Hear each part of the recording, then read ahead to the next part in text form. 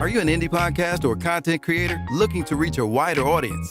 Look no further. Introducing Podcastic, the ultimate podcast network designed exclusively for indie creators like you. At Podcastic, we believe in the power of unique voices and fresh perspectives. We're here to amplify your passion and creativity, connecting you with a growing community of engaged listeners who crave original content. Podcastic is more than just a platform. It's a support system built for indie podcasters, offering a range of resources to help you succeed. From tailored promotional campaigns to professional production assistance, we're here to help you shine. Our intuitive platform makes it easy for you to be seen and heard. We do all the heavy lifting for you. You just show up and create. Plus, with our advanced analytics, you'll gain valuable insights into your audience's preferences, allowing you to refine your content and grow your fan base. Ignite your passion, expand your reach, and thrive with podcasting. Visit our website at www.podcasticlife.com to get started. Podcastic, the home for indie podcast and content creators. Detroit Coffee Lodge, located at 19737 James Cousin Freeway. Make yourself comfortable, just like home. Sandwiches made with love. Some of the best gourmet coffee around. Give us a call, 313-340-0960. Detroit Coffee Lodge, 19737 James Cousin Freeway. We gather, we share, we spread love at Detroit Coffee Lodge. Go to www.detroitcoffeelodge.com. Stay up to date with what we got going on. Or check us out on Instagram or Facebook, Detroit Coffee Lodge. The content you're about to hear is a part of a paid programming segment. The views, opinions, and statements expressed belong solely to the sponsor and do not reflect those of Podcastic or its host. This segment is for informational and promotional purposes only and should not be considered as advice or endorsement. Listener discretion is advised. Rise and grind, wanna show at 9:15 a.m. Monday through Friday, great conversation, guest appearances, 'cause you experience us on the cusp of blowing up. Boom. Wake up, wake up.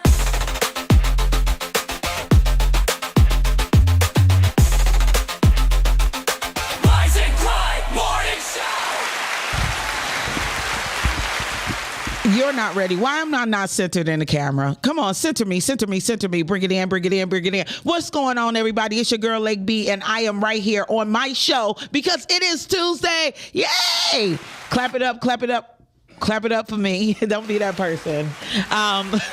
So what's going on, everybody? I wasn't even ready and prepared to like and share, but if you're out there, do it for me. Like and share this post. Let everybody know that we are here and we are ready to go. What's going on?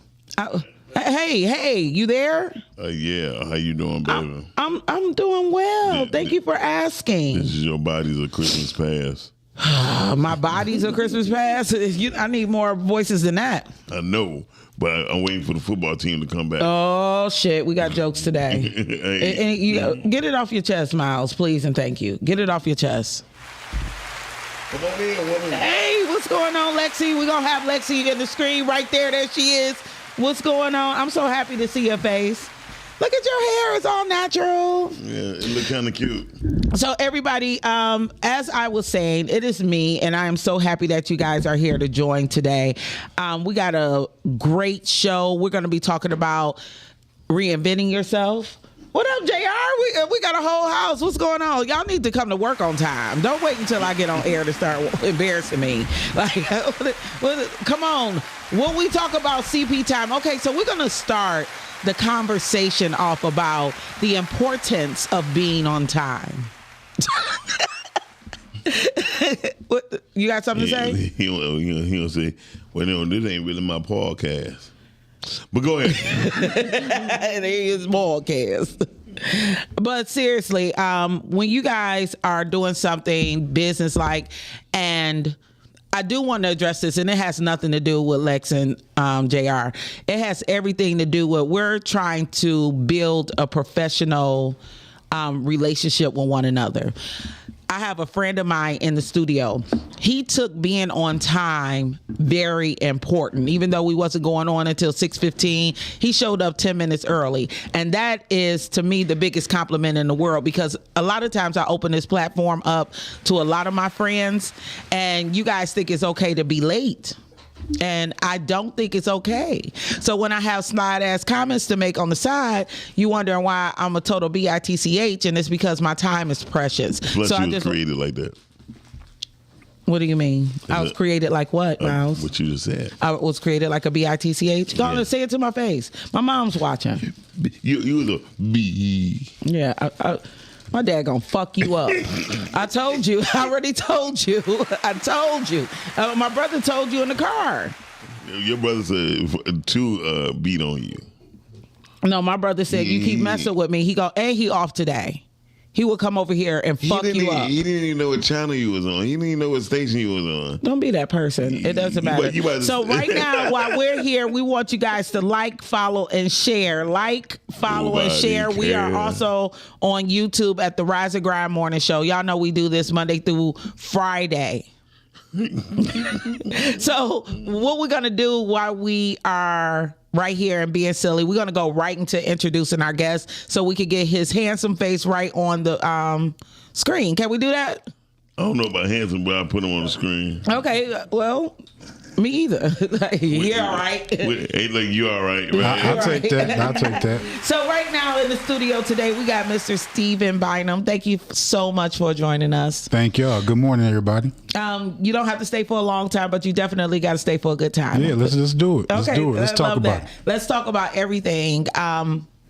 What? No, 6'7". So what the fuck you want me to do? Juggling.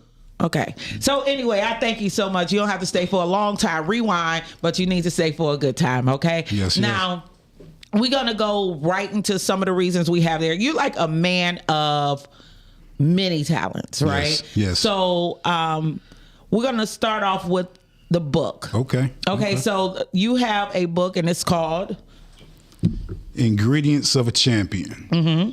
Yeah. I'm gonna jump right into it. It's basically my life story in the quickest way possible that I can make it. It's based in inspire everybody. I'm a basic kid from Rosedale Park.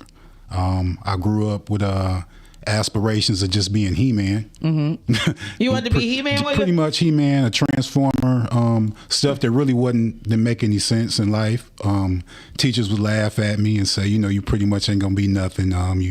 It's a draw, a real kid into real kind of crazy stuff, you know what I mean? Mm-hmm. So as I grew up, I was a quiet kid. Really fitness was nowhere near going to be in my future. Now, I want to take it a step back. Okay. When you say that you wanted to be He-Man. Yeah. Because I think that's an amazing thing. Mm-hmm. People don't realize it until you're in your 40s and 50s, like having that aspiration. But when a teacher tells you, hey. No, you can't do that. What does that do, especially to a little black boy? Well, honestly, what it did to that teacher, I told my mama. Real talk. I told my mom, I said, man, this teacher just told me I wasn't going to be nothing, Ma. Wow. She was like, wait a minute, you got to break that down. Like, what you mean? What she tell you? I said, well, I had a late assignment, I was trying to turn it in. She seen the little doodle that I drew on the paper. Mm-hmm. I drew a little, she like, if you spend more time doing your work than drawing, you're going to be something. But you're going to be lazy, you're going to be a bum. She just went off on me, telling me what I wasn't going to be. Wow. So my mama went up to the school and said, my son's going to be somebody, and you're going to look back on, you're going to regret everything you said. Right. So I was embarrassed. My mama coming up to the school, it's like, I'm like, damn.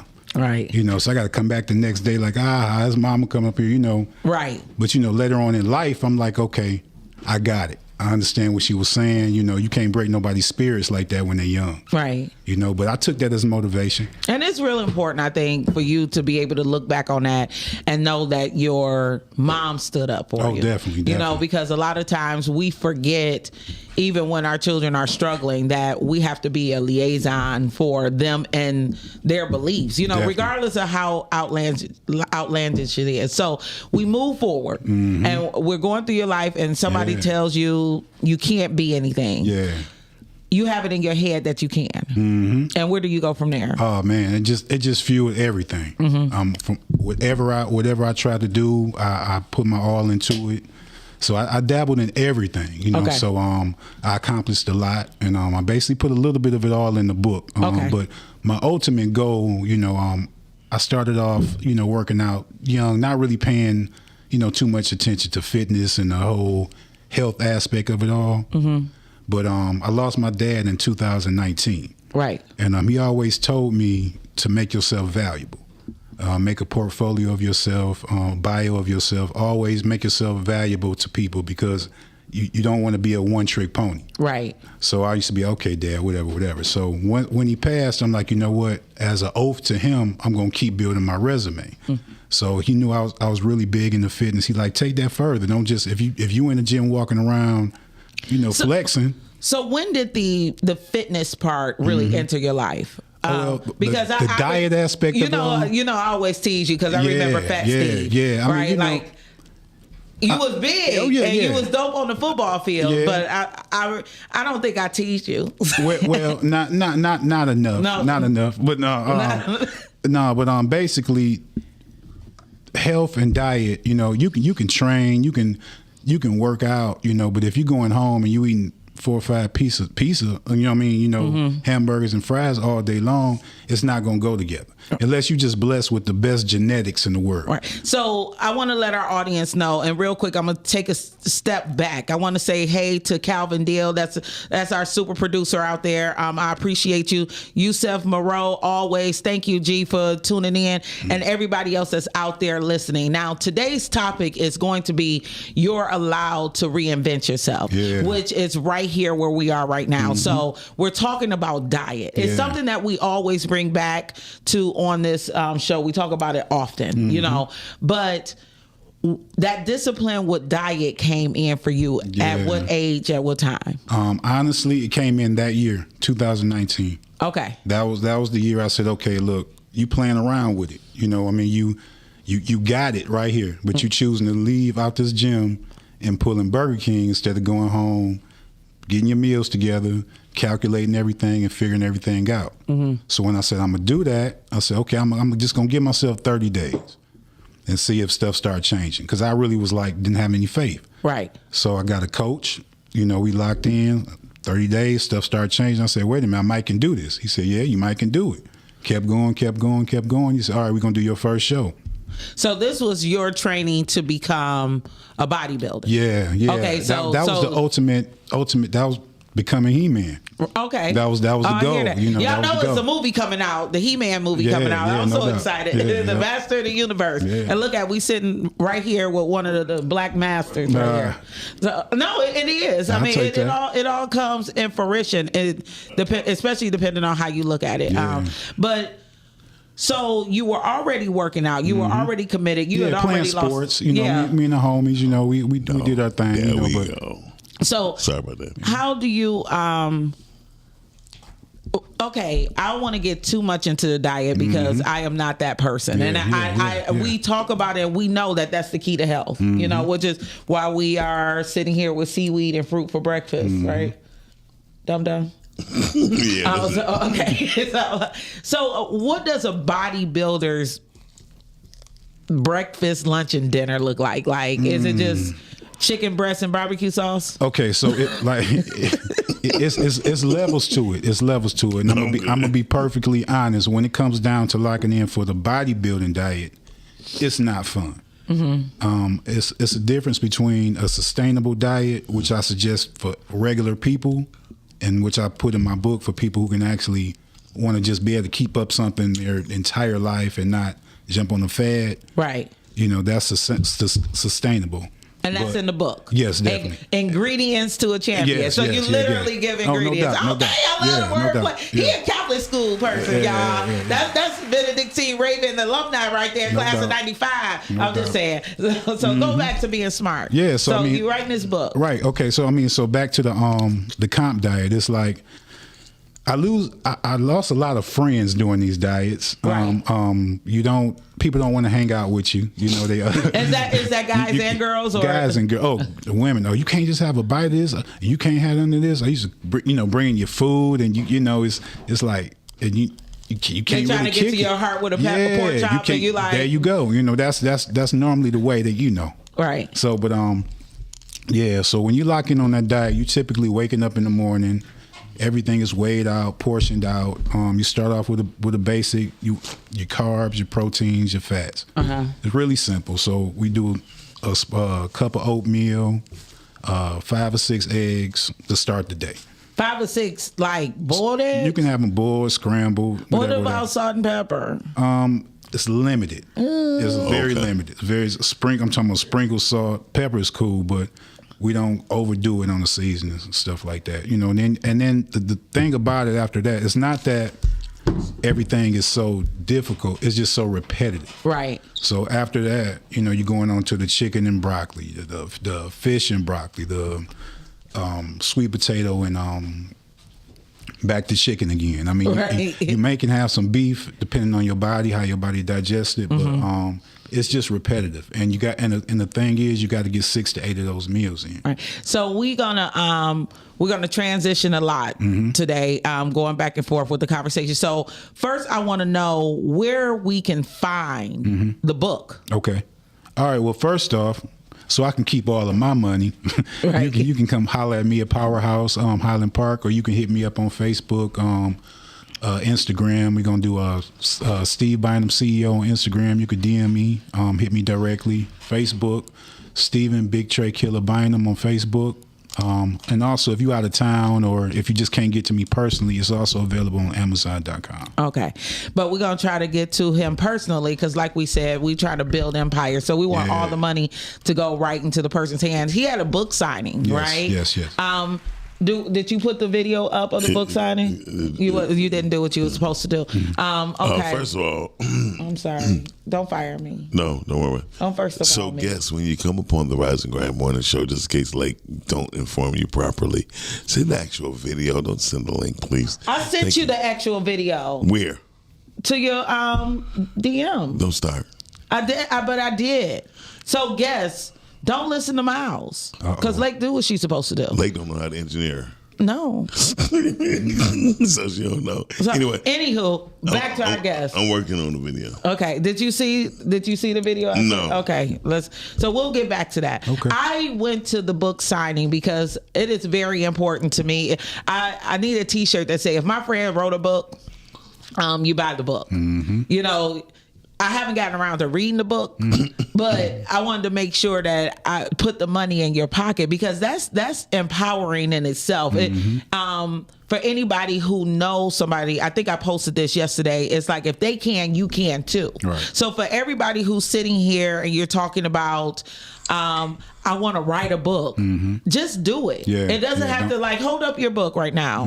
Like people think we have to have novels and things. We just have to have impressionable content that's going to uplift people or not. Tear them down. I don't give a damn. Right. Just put in the book. Tell your story. Tell your story. Tell your story. And it's there forever. Right. So part of your story is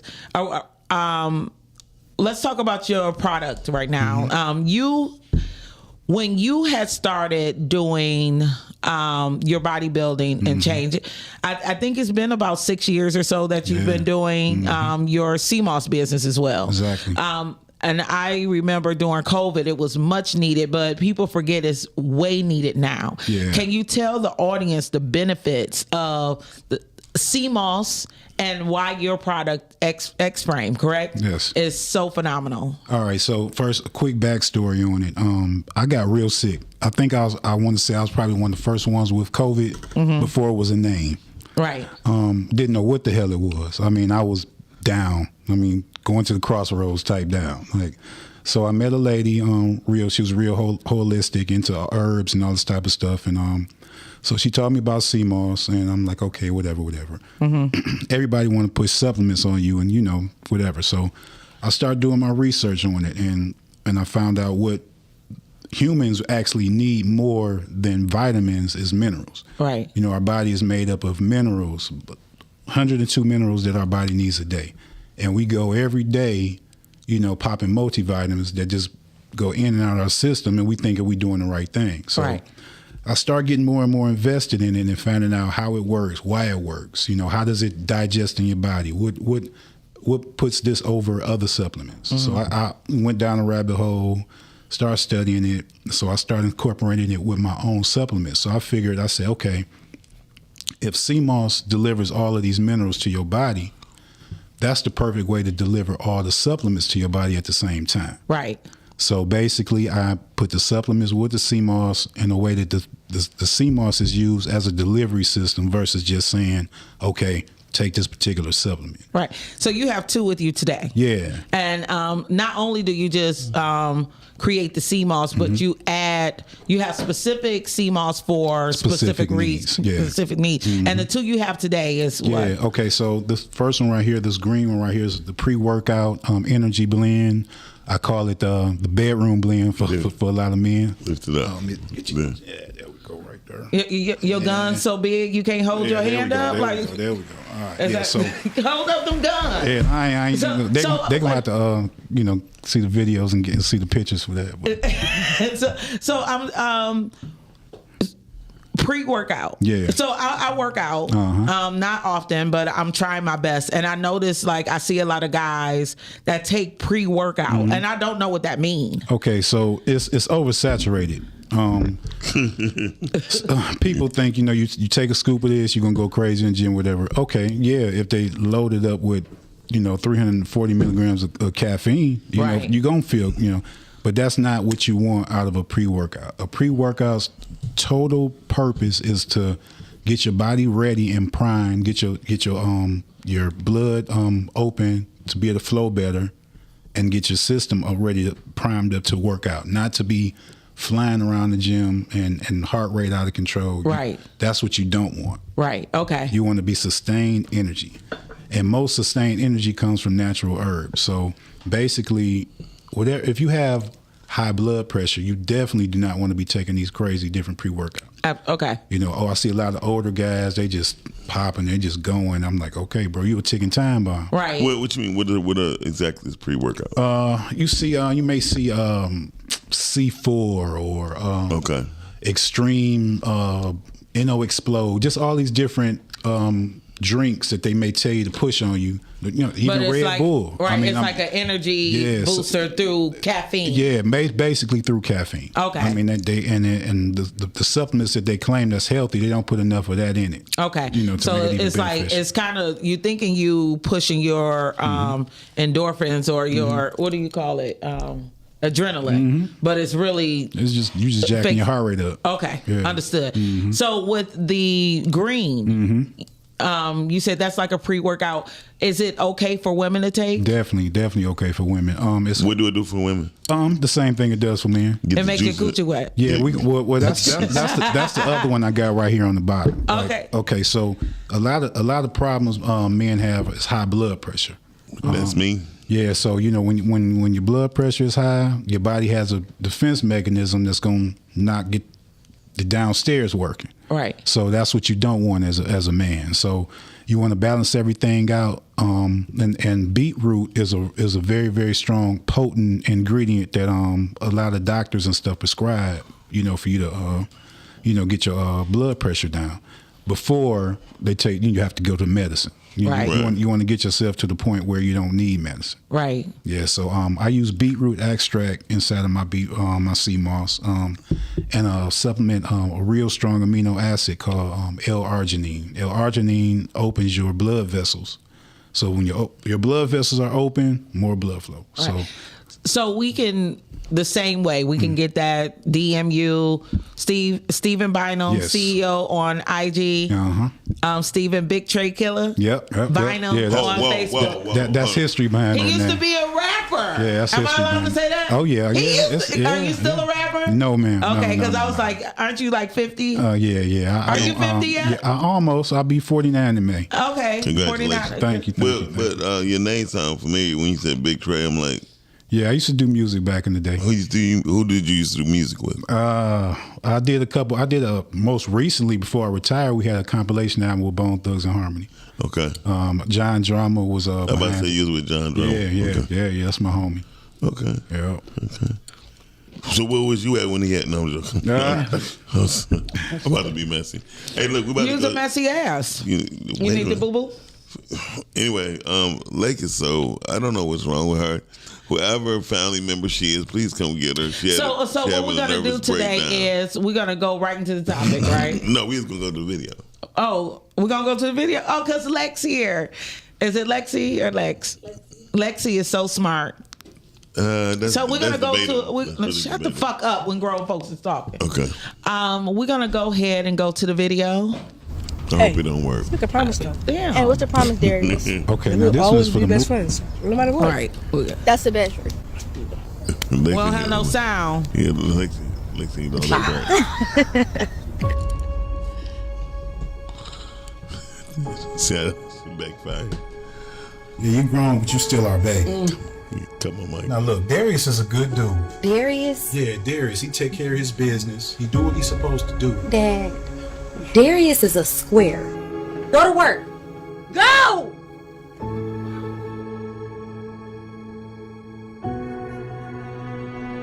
Zion ain't did nothing but hold you back ever since you've been around. Okay, wait, hold on. So your dad the pick who you be with now? No, but my dad obviously see things that I can't see. Respect you, Preston. Thank you. So should I take care of you now or later? Hey, all this shit was just a fucking cover up to keep me from the truth. Her? Nikita, how you know it's a girl? Because I just got a feeling. Hello, to you, girl. That being said, according to these results, You would be 5 to 6 weeks. Pregnant. What? Yes, pregnant. Pregnant, huh? I didn't want to bring a baby into this world without being married first. I'm somebody's wife. I'm more than just a jump off.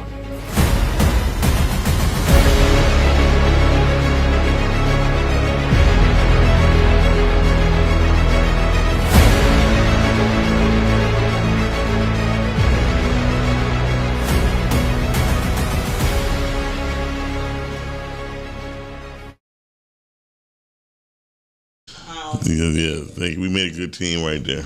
Finally. Yeah. Dr. Jekyll and Mr. Hyde. That's Harder Portrayal. Shout out to Podcasting's own Tia Black. Yes. We so happy to see you too. That's like 3 weeks in a row. Yeah. She dropping and dropping and dropping. Shout out to Latia Matthews. If y'all know, you know. And I see you, Mr. Chocolate. Yes. I mean, You playing Tia's daddy? Can you cut his mic up, please? Oh. Come on, five. See, So, that's what can we people hear you? compliment you. I don't know. Hello. No, there we go.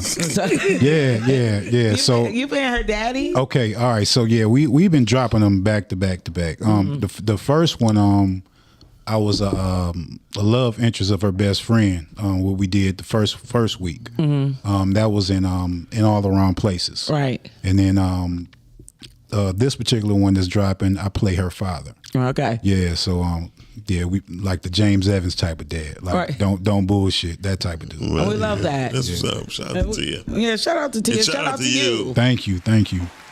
It's getting weird. So anyway, we talking about you're allowed to reinvent yourself, right? So when we talk about that, you talk about bodybuilding, you talking about having your product and now acting. Yep. You know, is any of that you reinventing yourself? 100%. It's life is too short. You know what I mean? Life is too short to sit still and stay in one box. I used to be in a couple toxic relationships that wanted me to stay in the box. Right. And didn't want me to do, spread my wings and fly. You know what I mean? So I say, if I ever get the chance to do things how I want to do them, I'm going to do it 100%. And I'm not going to really think about what other people think. Right. Absolutely. Yeah. So just jumping from one thing to the next, people say, well, you're not consistent with standing with, no, who's to say? Right. You know what I mean? Who's to say? That's your time. I love that, and I love that conversation for me. Miles, you want to get off the phone and tell me what that means to you? I'm gonna tell you what it means to me. I mean, you need to shut the hell up. I'm up here promoting the show to get this young man some CMOS. So, I'm sorry. What it means to me right now, I believe that you're allowed to reinvent yourself. Because it's only go with the thing that you're able to pivot quick. Things is not meant to last forever. Right. I made the biggest mistake believing that the print, the actual print game was gonna last forever. It didn't. Facebook came by, just like kind of dismantled it for a minute for sure. You know what I mean? The rebirth of print has came about because somebody came up with QR code. Right. Because what else QR code is going to get done on but something that's printable? So reinvent yourself. We have a lot of examples. Exactly. In our black history, Puffy is one of them. He was reinventing himself every 3 to 4 years. Was he? I mean, do you see he's reinventing himself, or he was reinventing the game and how things were done? No, he wasn't reinventing the game. He wasn't. Besides the baby oil, he wasn't reinventing. Shut the fuck up. I'm just saying. I want to ask somebody else. You don't have nobody. Somebody else. That's all you got. Because I think, when I think about Puffy himself, I don't look at him as somebody who reinvented himself. I think of somebody who was intuitive enough to pay attention with the times and introduce a way. He reinvented the game, like the music game, each time that he came around. But it seemed like he was always the same person. But think about it. I mean, pretty much in life. I mean, you don't. Okay. Oh. There we go. I know. Okay. They gonna wait until we tell them. Okay. Hold on 1 second. Okay. Hi, caller. Hey, what up? What up, though? Good morning. Good morning. How are you? I'm good. Hey, I want to give a shout out to the brother up there for the reinvention and for doing what he wanted to do as a child. You know what I'm saying? He wanted to be He-Man, and he brought it full circle and became He-Man. That's what's up. And I think that's so powerful because it's so many times that we don't see a vision that a kid has with their innocent mind. You feel me? Yeah. And we destroy that shit. Like I was always told, you never tell your kid they talk too much. You cultivate that and turn them into a speaker. You ain't never met my niece. She talk way too much. I hope, she don't stop. She get it from her auntie. Shut up. I am gonna put her in acting school though. I am. Yeah, but I don't mind the kid that talk too much. I mind the adult that talk too much. I hear that. There you go. You feel me? I feel you. But yeah, man, it's a real big thing. And I always talk about the book, The Four Agreements, Don Miguel Ruiz. You broke that first agreement, bro, and you made your own agreement with yourself. And that shit is real powerful. It's very powerful. Thank you, bro. And you know what? Yusuf, when I realized about Full Circle, I just had this conversation yesterday. Okay. I was talking to Jess, and I was saying, in life, people who live by the rules and go by the rules, they're gonna fall by the rules. Absolutely. So if you create your own, lane, there you go. I don't care what other people say. I don't care how other people say they got rich, because their obstacles will not be mine. Right. They might have to go through 20 things, and I might only have to go through 4. But going all the way around and come back to where they was and get where I need to go don't make sense to me. There you go. You ain't never lied. And they never have. You got something else for us? You got some more jewels? Yeah. Well, and then I just wanted to say on the topic, I think once you hit reinventing yourself or being able to is important. You know what I'm saying? Because as Miles said, nothing lasts forever. And when you are done with this hat, what's the next hat you gonna put on? Right. You know what I'm saying? And a lot of times people get stuck because you retire and then you plan what you're gonna do in retirement instead of on the way to retirement planning what you was gonna do in retirement. Or say somebody getting out of prison. You can't get out of prison and make your plan. You got to make that plan while you're still in prison. Right. You see what I'm saying? Yes. And that is you reinventing yourself. You know what I'm saying? It is very necessary. And you see all the people that are doing big things. That's what they've done. Right. The rappers, most rappers, they rap it to a certain point, and then they go into something else, whether it's LL Cool J with acting, Snoop with football, Master P with rap snacks and all of these things. Right. 100%. If you just look at that one avenue, even if you stay within music, you better go up to producer or something. Exactly. Owner or something. Facts. You see what happened when we take AG? Yo, You see what happened when we take that 2-minute limit away? I didn't even know it was taken away. I need you to come. Are you outside? Come in the studio. Get on the show. No, I'm not there today. I'm working today. Damn. Okay. Well, G, thank you for calling, brother. We thank you. I need you in here on the Tuesday one day to sit with me for real. Yeah, come sit with her ass so I don't have to be here. I don't. Please sit with me so he don't have to be here. You know, I don't know an engineer, so I don't know how that's gonna work. He an engineer. We had Lexi be here. Lexi will be here. We ain't worried about him. Yeah. Okay, thank you. She might not be here next week. And while we got people out here on the line, we want to say shout out to LaShonda Williams. Thank you for watching Africa. Arnika, Aunt Green tapped in for a minute. We got to say what's up to the Posker's Best Podcast Host of 2025. Oh, that's me. I'm sorry. Shout out to me. Tajma and Kelly Green, thank you guys so much for saying hello. And I hope you're sticking here with us right now. Now, Kelly is saying, I create my own rules because I am the only constant. Everything else changes. Well, you gotta be careful of that because if everything changes, it might be something wrong how you think because you still have to have some form of consistency and an anchor in your business and or life, and you have to be held accountable to that. You can't be the only one because if you are, what do you mean you can't be the only one? You can't be. Everybody needs a team. In every endeavor you go in, you have to have a team. Okay. Because if you do it by yourself, you only gonna get as far as yourself as you think. Okay, I can feel that. Yeah, I mean, you and I, we discuss this often. Yeah. I can online people will say that Miles and Lake has this banter or kickback or whatever, but and I said this last week. You are one of my greatest mentors. Oh, you can play my daddy in a movie. But you'd be a hard ass, you know. No. Not Zaddy, but daddy. Not Zaddy. I'm a zuncle. But one thing that we talk about a lot is how we change and how we make better. And Miles is really good with letting me know certain things about myself offline, things that I could change, things that we could do to make this show better and make the personality better, period. Mm-hmm. And I'm always receptive to those things. Well, but that's because you're coachable. Most people are not coachable. There you go. That's my next point. You got to be able to listen. Yeah. And receive it. Absolutely. If you can't receive it, everybody just sitting back, you're waiting for you to finish talking. Right. You know what I mean? Absolutely. I mean, and it's funny you say that. Have you ever been on one and you like telling the room, like this is how I did it. Like I'm giving you the ingredients to a champion, and then the room is silent, and you'll be like, okay, thank you, good night. I'm gonna go ahead and take my ingredients, and continue on doing what works. Exactly. But again, like you said, you have to be coachable and you have to be able to listen. Most people think hearing is listening.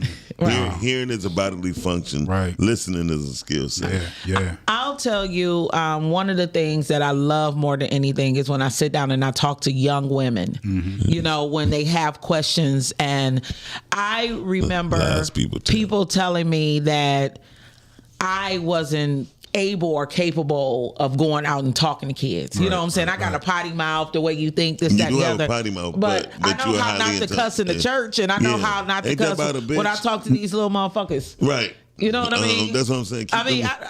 Keep the little motherfuckers in mind. But at the end of the day, when I started hearing people say that, I started finding platforms, and platforms started finding me where they're like, wait a minute, you are exactly the type of person that we want our young people to hear from, because I have an entrepreneurial mindset. Even though I do work a 9 to 5, I'm never gonna stop. We ask the question with people like, what are you gonna do if you lose your job? Cool. And like a lot of people was like, I'm gonna go find another one. Right. Now there was some arguments to that, and I ain't see them. It was some arguments to that, but it was also a caveat where I was saying, like, I still always carry my own thing. You know what I'm saying? When I do photography, I'm not just, I was looking at my photography skills 6 years ago.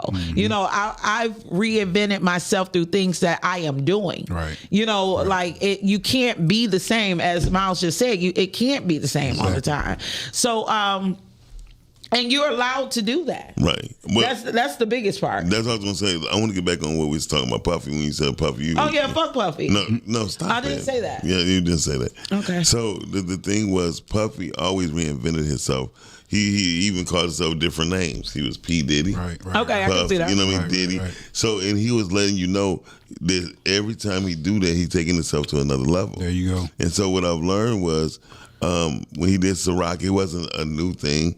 It was common, but what he did, where it got to the point to where they thought Puffy was a party promoter, Right. Because he'd come up with we doing a white party, and he'd have down there 9,500 people at this party. Do you really think that's reinventing yourself? I mean, do y'all look at that as reinventing himself? Yes, because Yeah. he wasn't doing it. Well, yeah, because like you said, like if you're a rapper, you know, you put out so many albums, you better be thinking about, okay, am I going to buy a studio?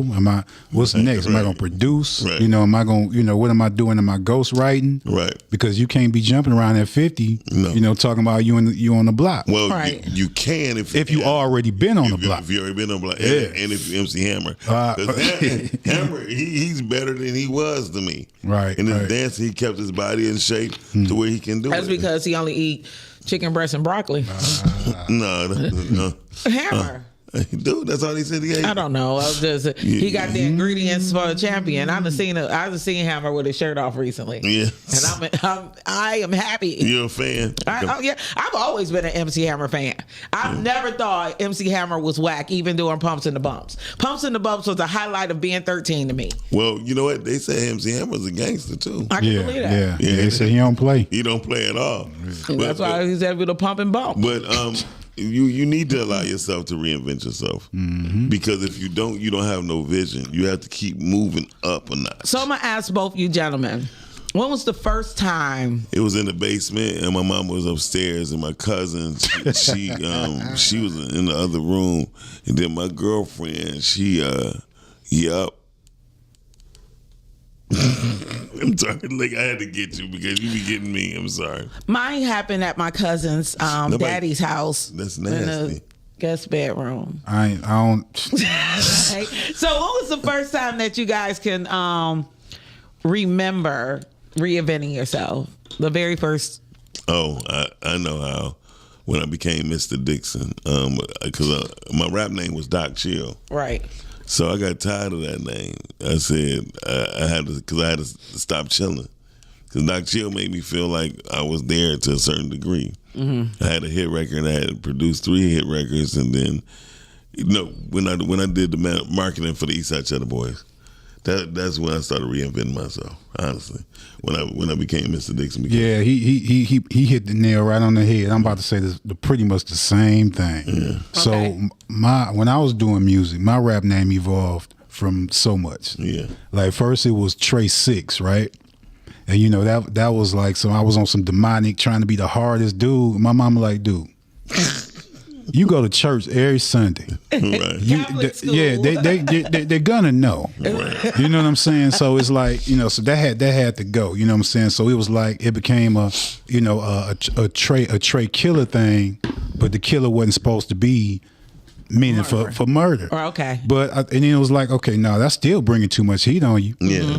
They see hear the word killer, they like, okay, well you prove it. Right. You know what I'm saying? So I dropped the whole killer thing. So I just kept it at Big Trey. And just left it at that, and I retired at that. Yeah, okay. Yeah, so and that's also amount of maturity, right? Reinvention also comes with maturity, because when we're younger, when older people would tell us like, you shouldn't be able to do this, I went from not listening to my grandmother to wanting to hear everything that my grandmother and mother had to say as I became a woman. I remember 16. My family wasn't religious, so I took myself to church the first time I got a car. My grandma like, hey, you need a slip under that. And I'm like, no, you know what I'm saying? This is what everybody doing. She like, but you can't go into church. Right. With your coochie out. Right. And I'm like, no, this is what we doing. And I realized that one of the biggest reinventions that I had is when I started listening to older women and really paying attention that people have walked this walk. You know, instead of always saying, no, people think that I am constantly pushing back to who I am and who I'm growing to be, not knowing on the background. I'm constantly listening. I'm constantly watching. I'm constantly putting those little tidbits of seeds into my own self to make myself better. Real quick, Kelly said that people need to get the book, Who Moved My Cheese? I think I read that about 25 years ago. He and her, yeah. He and her? Yeah, he and her was the mice, and I forgot the two guys' name, the humans. Yes, it's a very good book. Very good book. Very good book. But The Purple Cow. Purple Cow, in far as marketing, is one of the greatest books ever written in life, and it's a short book. And it's a short book. I'm halfway through it. I've only had it for 3 years. 3 years later.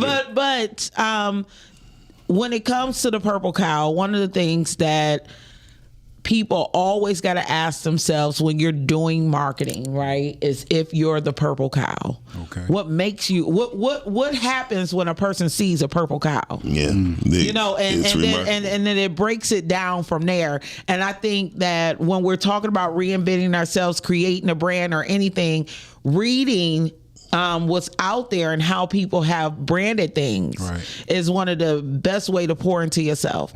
For me, it was when I changed my name. Okay. You know, changing my name to Lake from Lakeisha was like the biggest reinvention that ever has happened to me. You know, I got people in high school that don't even know they went to high school with me, but they think I'm cool, but they didn't talk to me in high school. It's weird. They're in my DM now. Like, I'm such a great friend as Lake. Nobody fucked with me in high school. I understand. I understand. You didn't even talk to me in high school. Hey, you was in a younger class. I was a year below. Yeah, you know, we had to fucking around we had with to be, somebody at but you know, we had to be cool. You know what I mean? Y'all was a little something. No. What I was like the only freshman girl that none of the senior boys ever asked out. Never had a prom date. Never had a homecoming date. You know what I mean? Like, Lake and Lakeisha are two different people. Right. You know, and at the time, I thought it was because I was heavier. Look back at pictures, I wasn't heavy at all. I was a size 5. Just because my friends was 0s and 3s, you had it in your head, people put it in your head that you were larger. Paper thin. Right. Didn't even know any better. Right. And it's that confidence that comes with the reinvention as well. Lake has opened doors that Lakeisha couldn't even get into. Right. And I found that out going to college. You know, like, I'll stop. Y'all can have name changes, but I can't have name changes. Huh? I mean, like, Mr. Dixon. And nobody just thought I was fat, and I just didn't go to prom. I didn't go to prom. My mama thought I was a little my phone stay ringing now. Everybody want to take me to prom now. I bet you that ain't called prom. That's called bed. Yeah. Christ. So it's called sleepy time. Time, night. So no, seriously, reinventing yourself is so important, especially when you have health issues. One major thing that would help you hurry up and quickly reinvent yourself is your health. Yeah, it's when the doctor tell you. When I said to my doctor, I said I was thinking about coming tomorrow. He said, "No, you wasn't." No. I said, "What you mean?" He said, "You wouldn't have made it." Somebody give me the music now. He almost died. Hey, but you know what's crazy though? This is real sad though. Let's talk about it. Like, I got, women, my clients, they come, look, I want to work out. Let's lock in. Let's do it. How much it costs? Put it down. Let's go. Men do not come to me until the doctor and said, I need to start. I'm like, bro, right? Why you wait till the doctor and said? So now you coming into this with a sad and mindset, and you're nervous, and please come before the doctor tell you. So you're a trainer as well. Oh yeah, I don't know why we didn't open that door first. I was a trainer for 20 years. That's my bread and butter right there. That's what I do. Save lives every day. That's my. I think he probably be the most intimidating the most intimidating factor when a person's trying to get their life together, whether you're a man or a woman, is the trainer. Oh, because the trainer, sometimes most trainers I ran into in the beginning, they're like, no, push. You know what the problem is? What? They trying to build their repertoire, their themselves up, versus trying to help people.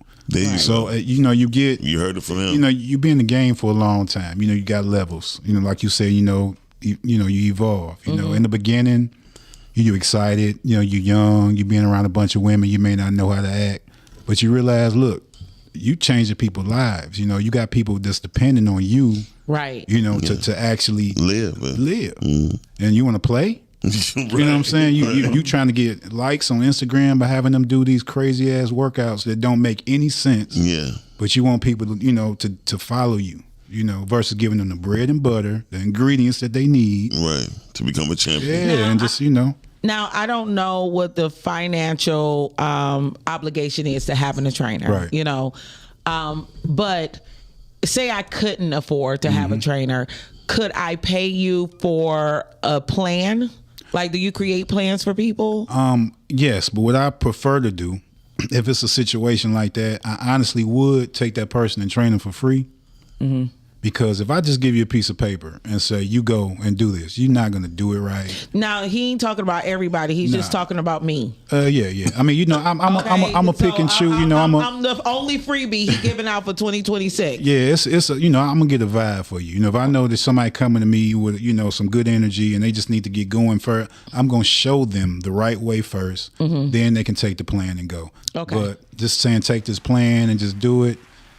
It can work if they have some familiarity with the gym, but if they're just a person just come right off the street and you just tell them to go do this, that's now do you find that it's because people need to be held accountable or have somebody there that's going to push them through? Some people need that, and some people just do not know what they're doing. Okay. I prefer to give them the tools first. Right. And then they go. Now, if you out of town, I got to do online. We can do videos. Okay. Hold that thought right there. Hey, caller, what's going on? What you got for me? What up, dog people? What up, dog? Kels Unfiltered in the building. Oh, what's going on? Kels? Great show. I just want to just chime in on Reinvent Yourself. Kels Unfiltered is actually my latest reinvention. Okay. So what is Kels Unfiltered? Kels Unfiltered is the most hottest, dopest show on a Thursday night. It gives you all kinds of information and house people in Detroit. Right. But that's the latest invention of back in the day. Okay. Back in like 2011, I was one of the first people podcasting. We didn't call it podcasting. We called it internet radio. Mm-hmm. Urban Nation Radio. So that was the first, iteration of me really being in the media. And then I have two other blogs, sofapages.com and howyohearme.com. Okay. If you go back and read those, I was a different guy. Those are other versions of Kelly Green. Okay. So each way I had to reinvent myself and my media offerings and how I express myself. Right. So always reinvention is a great thing. Never ever sleep on reinvention. Yeah, you're absolutely right, and that's what we want to show our audience today. Like every day should be a way of becoming better. Yes. Or at least trying something new, right? I'm about to say, exactly. But I think just getting better is not reinvention. Right? Okay. Reinvention is mastering something new. It's not even getting better. It's about really self. Sometimes reinvention is more self than anything else. I agree with that part. Definitely. Right. So you got any more jewels you want to drop on us before we let you go? Y'all let me go. Y'all having a wonderful ass show. I'm going to sit back and watch and give me a donut. A donut. Yes. You got a trainer right here. We was just talking about not eating donuts, but thank you for fucking up the first half of our show.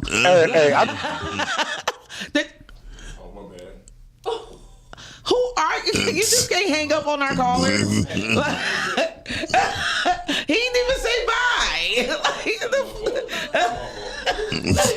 Okay, Kelly, Thank you so much for calling in. You guys can catch Kelly Green on Kel's Unfiltered on Thursday nights. It comes on at what time? 7:45. And tonight he'll be 7:30, 7:45. 7:30. Okay. And he'll be on tonight's Girth Show at 9:30. Yeah, 9:30 tonight. So y'all can come back on podcasting and y'all can check that out. That's going to be 5 shows from now because Thursday's what's today? Tuesday's pretty hot for us. Tuesdays? On podcasting. Wednesdays. Okay, well, fuck it then. It's only Tuesday morning is hot. Fuck everything else that comes after. That's only so because like we she's were sitting saying, down. Go ahead. I can take my shirt off. No. I'm just offering. No. Okay. So anywho, I do get the reinvent. I kind of get what Kelly's saying because I woke up one day. I did a vision board. I'm big on vision boards, and I wanted talk show. So on my vision board, I have 2 chairs and a TV and everything. And I was like, how do I get to sitting down and talking to people? Right. This was like 2019. I would go over my cousin's house. We would be smoking and this, that, and the other. I'm like, these conversations is hot. We need to pull off the phone and this, that, and the other. And nothing came about those conversations. It was just a lot of dead content that laid right there. So I was like, I'm going to move myself away from the table because I have this visual of sitting down and talking to people. Okay. Mm-hmm. When 2020 started, I was like, well, I don't know a platform. So I have a YouTube channel. I'm just going to start going out and talking to different business owners, Black business owners. This is what you need to be, blah, blah, blah, blah. I got to my 3rd show and the country shut down. You know, and I'm like, dang, vision, you know, how do I get this back off the board? But the crazy part about it was 2020 was the beginning of me becoming this version of myself because Chris Branson, Uncle Branson, he went to Benny. Yeah. He Unc. Yeah. The comedian my Unc. guy, shout out to Unc. He called and was like, my brother is looking for a personality where we can all be on Zoom and we're going to start an audio podcast. And I'm like, this is crazy. You know what I mean? That the universe will really bring this to me. And from then it was like the barbecue. The barbecue came and they like, well, we're sitting there in mass, but we need another female personality. And it didn't stop. Yeah, I see that shit. He's like, and I'm great shape and donut proof. Okay. All of us ain't donut proof. But I'm like, I did not know that 6 years later, I would be here with a great station like podcasting and being able to talk to so many different beautiful people, all from an idea and a vision board, you know, and if anybody ever think about it, you know, we always say that you have the capability of reinventing yourself first through your mental capacity to believe that you can do it. It starts from your brain. It starts from thinking it. Yeah. Like my grandma used to say, write stuff down. You know, write stuff down. I'm like, no, I know. I'm thinking it. I ain't got to. No, she said, put it on paper. Put it on, because when you put it on paper, you know, it begins to manifest itself. Okay. So you know, I'm a firm. Grandma knew that. Years ago. I'm a firm believer in that. Wow. That's dope. Definitely having vision is greater than having a dream. And most people, I tell people this all the time, boys and girls have dreams and men and women have vision. You can say, I wish I was rich. Yeah, and all that. You ain't planning for it. Or working towards it. And I think a lot of people don't get that reinvention takes work. Yeah. Reinvention take prevention as well. Oh, that's deep. Or is that condoms? No. Oh, okay. You know, I'm talking about reinvention take prevention because most people don't. That's the problem with most people, why they fail and they always get mad or see when something don't work because they committed suicide. They committed mental suicide, not preventing and not having prevention before they start something. I want you to dive deep. Okay. And somebody said we need to change that your to you are, YOU apostrophe. Yeah. I mean, you know. Yeah, no, it makes a difference. It doesn't make a difference. I don't have people DMing me. Talk Catholic education. Hey, like, what are you guys doing here? We're doing your thing. Thank you so much, person, for letting us know. So when you say reinvention starts with prevention, yes. What does that mean? Like, talk to me like I'm 5. The mistakes that you made and you reinvent yourself, you don't want to do them again. Okay. So you have to protect yourself from yourself. There you go. The decisions that you made in life is exactly as a reflection of your decisions, right? So when you decide to say, you know what, I'm not doing that again. Mm-hmm. I'm not going into this blindly. I hate when people say it takes money to make money. It doesn't. But it's the song. Takes better decisions. Takes money to make money. Yeah, but that was a book. It can't let it get away from me. Great song, bullshit concept. Right. It takes money to make money. That's bullshit. It doesn't. I mean, you know, at the end of the day, too. Shit. At the end of the day, too, you got to, when it comes to making better decisions about, you know, evolving, it's gonna hurt a lot of other people's feelings. Now, I want to go back to, you said something earlier when you was talking about the changing of your diet and this, that, and the other.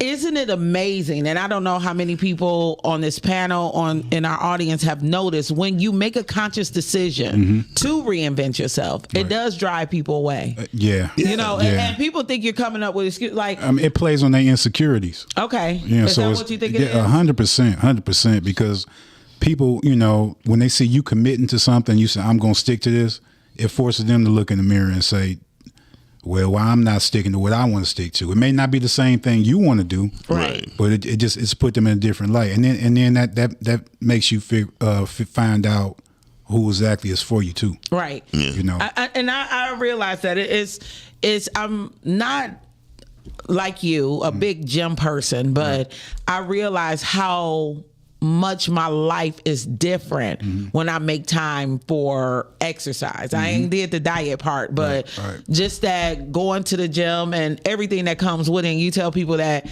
like, I'm going to the gym. Right. For one, they want to look at you and be like, you ain't been nowhere. But for two, they think that you're making excuses with your time. And they don't realize how much preparation that really takes. Like, if I go early in the morning, I got to make a conscious decision to get up now and move. Because if I lay here too much longer, you know, I may not accomplish, and it's going to throw my whole day off, especially if you're planning for it, you know, the day before, But you know, you know what also, I mean, a lot of stuff that throws people off is the word diet. Right. Yeah. It scares a lot of people. They think when they say, I got to start a diet or my life is over. So what I really try to preach is sustainability and eating habits that you can do for the rest of your life. And some of those, you talk about that in the book. Yeah, right? definitely. I definitely do. Because the word diet, you know, unless you're getting ready for a competition, you're playing a sport, you got to lock in for a specific thing. You know, you want sustainability. Now, as a trainer, what is one thing a person could do to reinvent their health choices? Like, if you can give them one thing. I said... What'd you say? I was talking to him. I said, as a trainer, I know your monkey ass wasn't about the answer. I'm a trainer. A trainer what? Trainer talk. Hi, sir. Two quick little simple changes for the average basic person. It sounds you know, simple, but it's a lot harder than people think. Just portion control and drink water. How do you portion control a double cheeseburger? Cut it in half. You eat the double cheeseburger and don't eat the fries. So you enjoying you getting that hamburger out the way, you good, but you don't need to add that load of carbs right on top of that cheeseburger. I was proud of myself the other day. I had a cheeseburger and I ordered a side of cauliflower. There you go, get you a salad with it. Yeah. You know what I mean? Well, same thing. Okay. Yeah, that's close enough. Cauliflower. I mean, you know, it's a start. But it felt good to look at the menu. For one, I think sometimes with people, they don't feel like they're ever going to make it back out to a restaurant or whatever. So it's like, if I'm at the restaurant, I know you fucking lying. What? Going to sleep? On that boring ass story? Yeah, go ahead.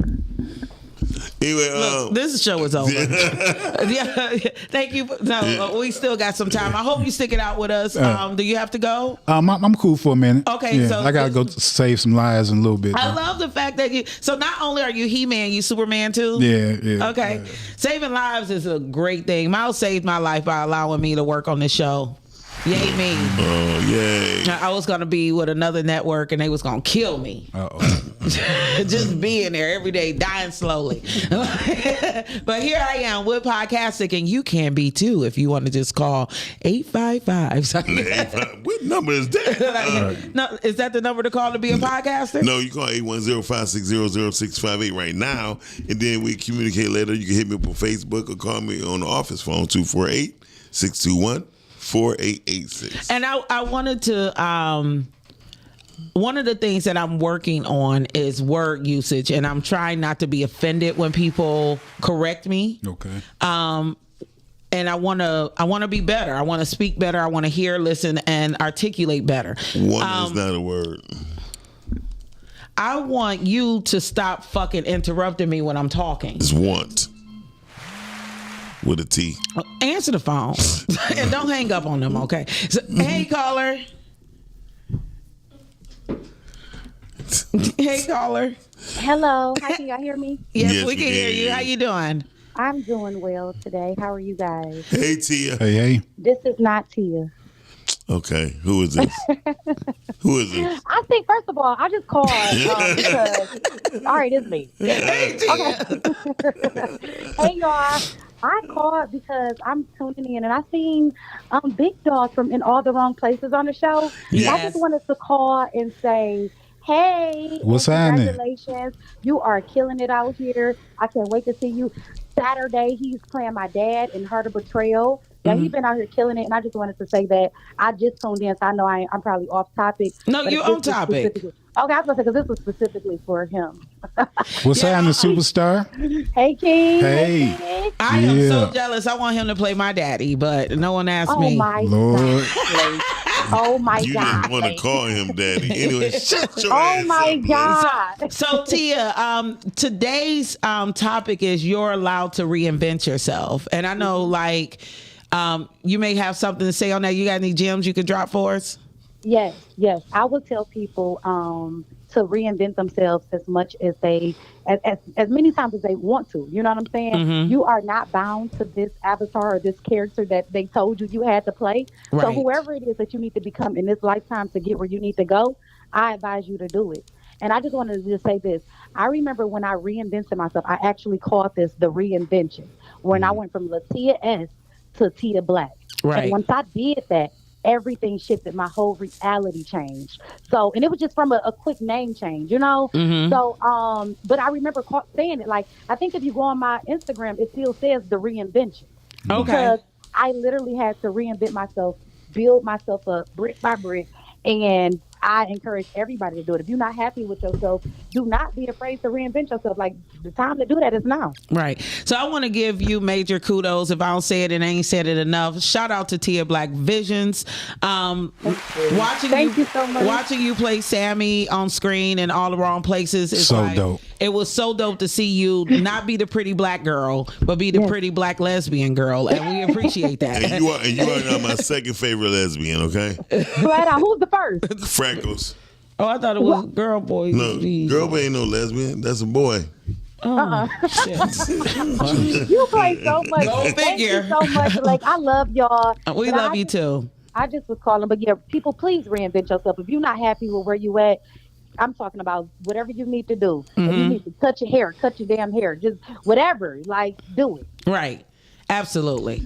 See you Saturday, girl. I'll see y'all Saturday. All right. See you later. Congratulations again.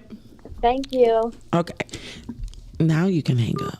There you go. There See, you you see, go. there you see it. Thank you. Click. Like I was saying, click. We working on our clicker over here. Like You working on your clicker? If you irritate the engineer, you may get cut off.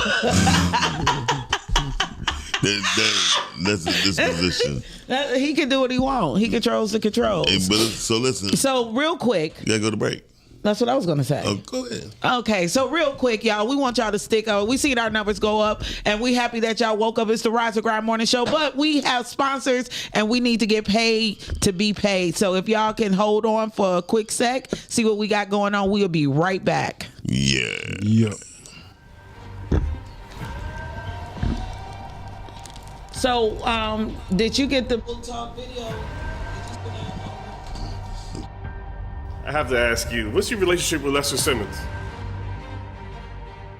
I don't know any Lester Simmons.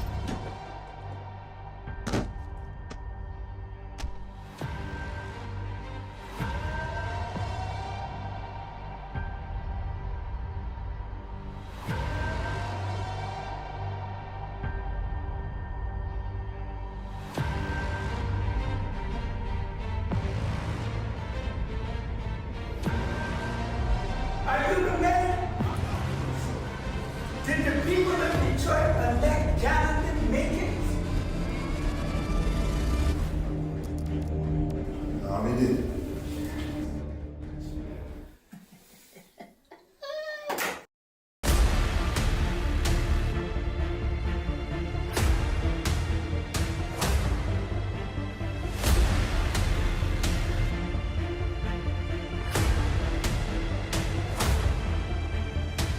Killer, pimp, drug dealer. I don't know, man. Probably all the above, man. Pick one. It's just one thing. And that's gangster. Gotta get the money, operation, get money. Gotta get the money, operation, get money. Get money, operation, get money. Gotta get the money, operation, get money. Gotta get the money, operation. Hey, legalize this! Get the money, operation, get money. Get money, get money. Yes! Little big grip. And some illegal activities with Mayor Jenkins for the past 15 years. I pray that my love for you is bigger than what my parents have. So you must be my daughter's new friend? Candy, let me ask you a question. Oh, so this him? This the man that comforts you more than me? All men ain't like daddy. That's not fair! Oh yeah, into the world of Mocha Aesthetics. Located at 19376 James Cousin, Detroit, Michigan. It's a sanctuary where self-care meets luxury. We provide a safe, comfortable, and relaxing environment where you can unwind while receiving top quality service. From expert Brazilian waxes to meticulous Russian manicures. Call and make your appointment now, 248-910-3537. Detroit Coffee Lodge, located at 19737 James Cousin Freeway. Make yourself comfortable, just like home. Sandwiches made with love. Some of the best gourmet coffee around. Give us a call, 313-340-0960. Detroit Coffee Lodge, 19737 James Cousin Freeway. We gather, we share, we spread love at Detroit Coffee Lodge. Go to www.detroitcoffeelodge.com. Stay up to date with what we got going on, or check us out on Instagram or Facebook, Detroit Coffee Lodge. Hey, real quick, I know you guys are enjoying the show. Yes, we are always having a good time on the Rise and Grind Show. But please, do me a favor. Go to YouTube, type in Rise and Grind Morning Show. Hit that like button, subscribe, and turn on your notifications. Therefore, you can always be in tune with our live content and interact with us, be in the comments, and we can keep bringing dope, hot content to you. Now, we're going right back to the show.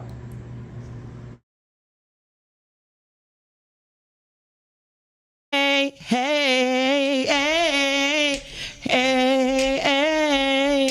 What? Hey. That's me. I got an echo. So everybody, Hey, what's going on, everybody? It's your girl, Lake B Everywhere, and I am back here. I'm so happy that y'all stuck it in with us. Today, we are talking about you're allowed to reinvent yourself. I have the most amazing guest here with me today. Not only is he fine in person. I just want to let y'all know that. Thank you so much. Thank y'all. He definitely is. But we got Stephen Bynum. He is the author of The Ingredients of a Champion. Hold that up for me. He also is the owner and operator, CEO of X-Frame CMOS Company. Let's hold that up for me as well.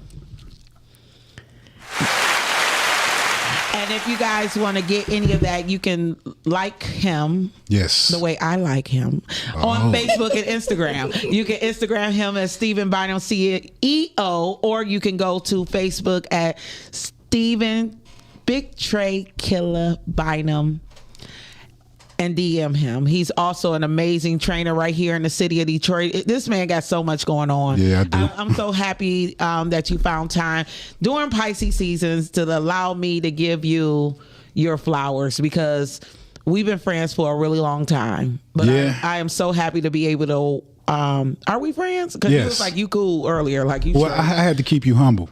Don't keep me humble. Yeah.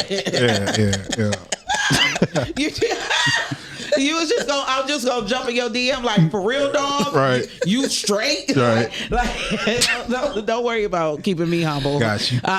You got enough humility for everybody, and I love that about you. You always maintain. We was just making the brother blush off camera. It's just the sweetest thing. I swear to God, for a 50-year-old man, you know, an angel just got their wings. Yeah. I just want to thank you for that.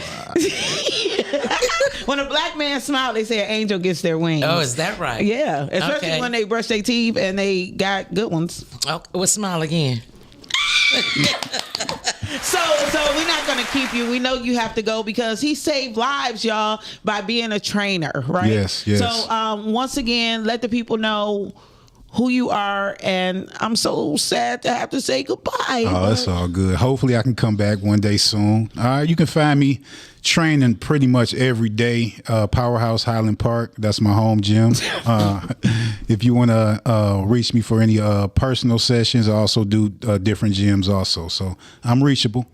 So just before you go, Dorian Duran said that you smashed so many girls that he wanted, and he'd like to thank you for that. Wait, repeat that. Dorian. Say it again. He said you done smashed so many girls he wanted. Jesus Christ. He knows this? That's wild. That's wild. That's wild. So on that note, go smash, brother, smash. All right, y'all be blessed. Thank you so much for coming. Yes. And while we here, I got my homie here. What's up, homie? What up, though? What up, though? What up, though? So tell the people who you are if they don't know who you are. I am Jay Charisse, also the producer of Just Listen on Facebook and Podcastic. Now, not only are you the producer, but you are the host. Let's hold on. What's going on, caller? You know it's me. What's happening? What's going on, Dorian? Steve, what's going on, bro? He said, Steve, what's going on, bro? What up, though? What up, though? Listen, you know I'm Doughboy, right? You who? Doughboy. The hood. VTAL, nigga. We went to school together. Nigga, if you don't remind me who you know how many years ago that is. What school did y'all go to? Shit, Peter freaking VTAL, goddamn.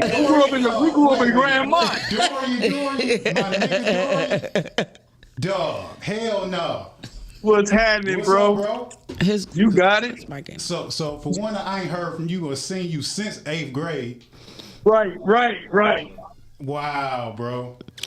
Ooh, man, listen. The last time I saw you had the shiner. Jesus Christ. yeah. I still get people talking about that to this day. Hey, listen. Yeah. I mean that in the comments. I'm like, this nigga has smashed so many. Cause listen. Why you always gotta say something inappropriate? You about to? I was gonna tell you last week. Don't call back here on a Tuesday. But this man is trying to promote his business, and we talking about reinventing yourself, and here your ass come. I mean, that's a perfect segue, though. Yeah, because it sounds like you used to be a hoe. Yeah, it was a lot. The question is, are you still a hoe? A lot of reinvention has happened. A lot of reinvention. Yeah, right. A lot of reinvention, and yeah. We gonna. I would just say this much: everybody from my neighborhood is just about successful. Because we all reinvented ourselves. Steven he always been a man while you messing around. That's the one thing he didn't have to reinvent. He was always been that guy. That's man. It's shit, man. Look, I love you, nigga, because we go back to I think like first grade, bro. Yes, sir. Oh wow, y'all go back real far. Grandma One. That's the greatest neighborhood ever in the city of Detroit. Yeah. If you ever grew up over there in the 70s and the 80s, trust me. So y'all went to Redford? No, they lived in Redford. Rosedale Park. So y'all didn't go to Redford? Summer school. I went to Redford like with everybody else, and them having to get the hell up out of here because I was in prison school. He came over to Benedictine. So I'm happy I didn't have to tell him where you live so he could fuck you up, because we know who the fuck you were. There you go. You still mad? You still mad from last week? Huh? No, that was 2 weeks ago, and you can kiss my ass, Dorian. Oh my God!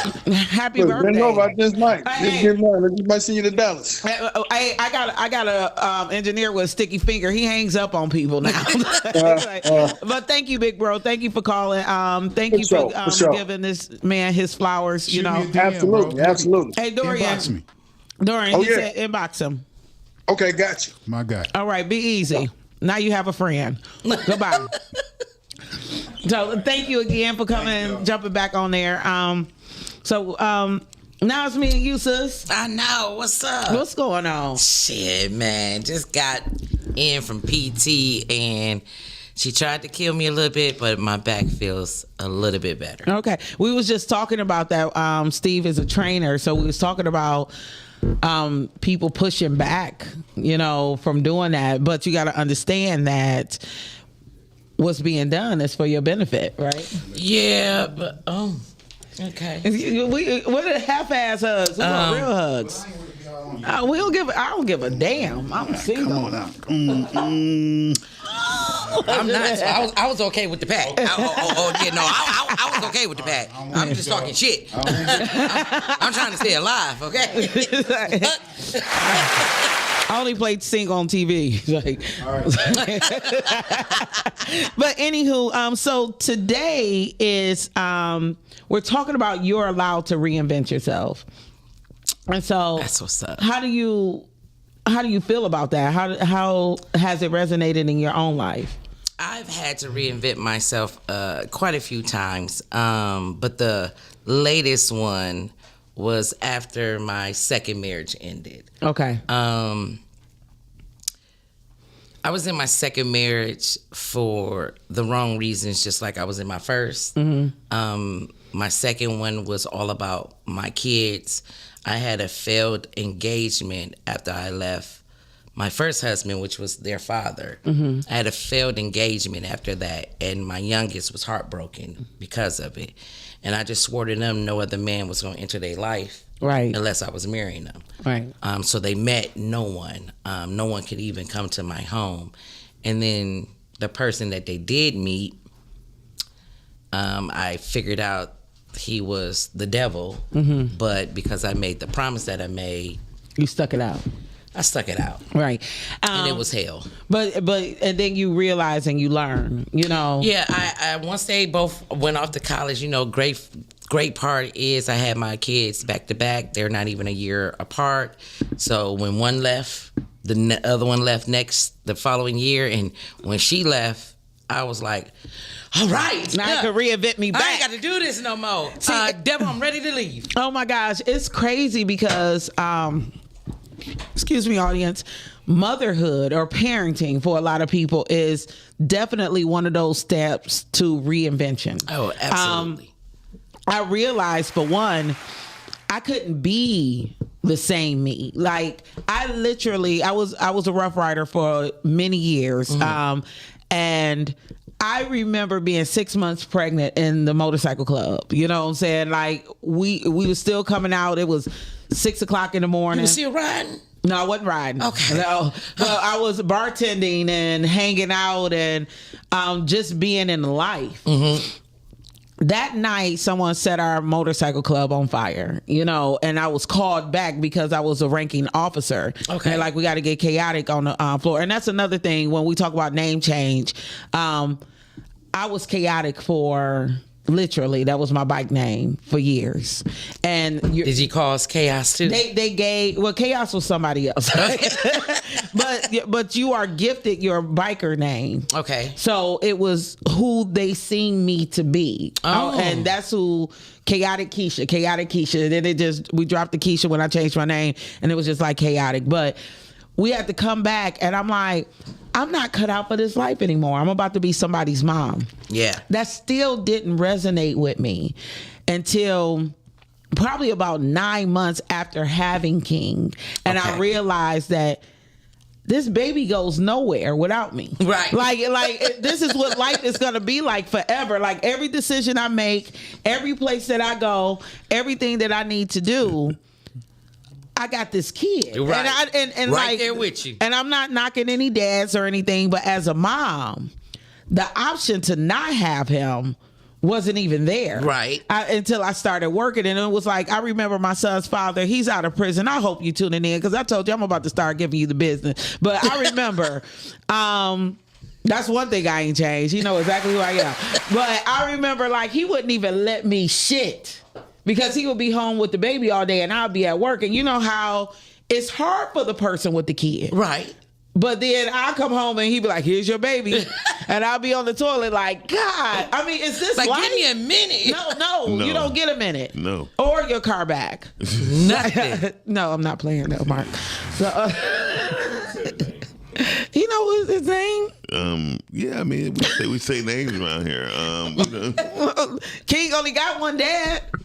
It's not hard to find him. Listen, being a mom was something that's different. Like being a mom, I never wanted to be a mom. That was never in the cards, I thought. And then I had one, and for her to not even be 3 months, and I was already pregnant. Oh my God! With the second, Jesus let me tell you, Christ.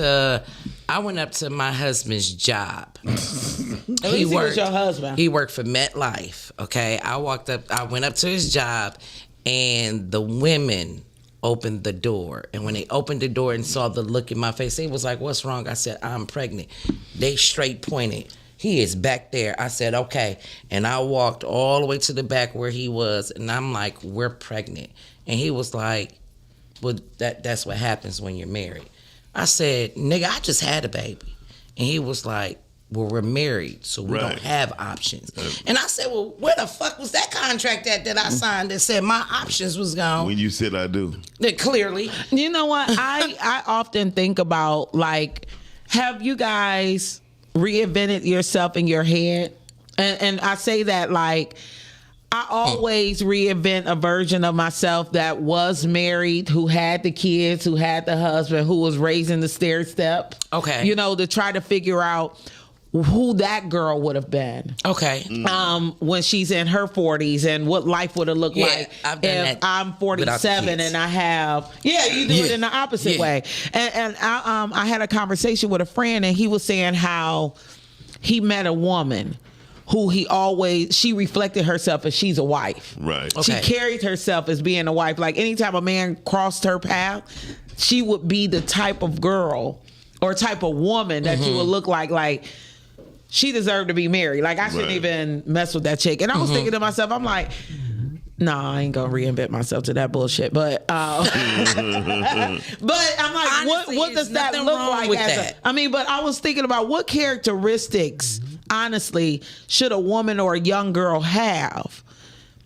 Especially a young woman, if they really wanted to be married and they're not on the path of marriage or carrying themselves, how should they reinvent themselves to be looked at as a wife? Wear a wedding band.